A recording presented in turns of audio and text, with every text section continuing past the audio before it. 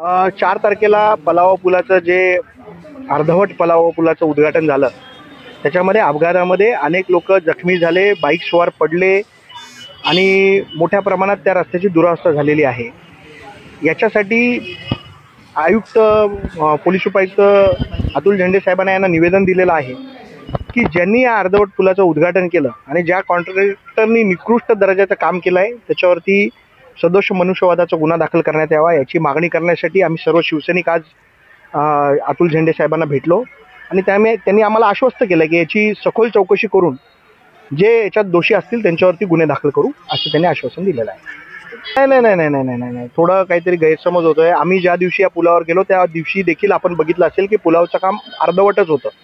आमची मागणी अशी होती की लवकरात लवकर पुलाचं काम पूर्ण करावा आणि मग पूल खुला करावा, अर्धवट काम करून पूल खुला करावा अशी आमची मागणी नव्हती। आणि कदाचित विरोधकांना असं वाटलं असेल की पुलाचं काम पूर्ण झाल्यावरती आम्ही जाऊन तिथे उद्घाटन करू, या भीतीपोटीच त्यांनी त्याचं घाईघाईत उद्घाटन केलेलं दिसतंय। आणि घाईघाईत उद्घाटन करून लोकांचा जीव धोक्यात टाकण्याचा अधिकार यांना कोणी दिला, हा सगळ्यात मोठा प्रश्न आहे ना। मुळात हे जे काय माहिती अनधिकृत लोकांचं उद्घाटन पण अनधिकृतच असतं, ही अधिकृत लोक कुठं आहेत? म्हणून आमचं म्हणणं एवढंच आहे की लोकांच्या सोयीसाठी आपण एखादं काम करतो आणि त्याच्यातनं लोकांना अजून त्रास होत असेल तर असं काम करून उपयोग काय? आणि या सगळ्या गोष्टीला आमचा ठाम विरोध आहे। आम्ही या कॉन्ट्रॅक्टरवर देखील गुन्हा दाखल करावा अशी मागणी प्रशासनाला केलेली आहे।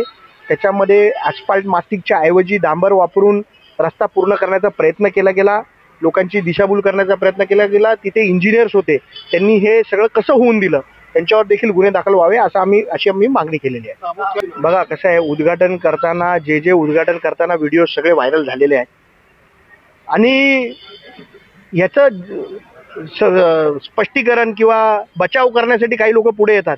आपण बघितलं असेल ते बचावही नीट करू शकत नाही आहेत। माझं म्हणणं एवढंच आहे की लोकांच्या सेफ्टीसाठी हा पूल आत्ता तरी बाईक स्वारांसाठी तातडीने बंद करावा, 4 व्हीलरसाठी चालू ठेवला तरी चालेल, परंतु त्याची पूर्ण सेफ्टीची सगळी चेकिंग झाल्याशिवाय तो पूल सुरू करण्यात येऊ नये आणि त्याचे पुलाचे सगळं काम पूर्ण करून तुम्ही चालू करा अशी आमची विनंती आहे।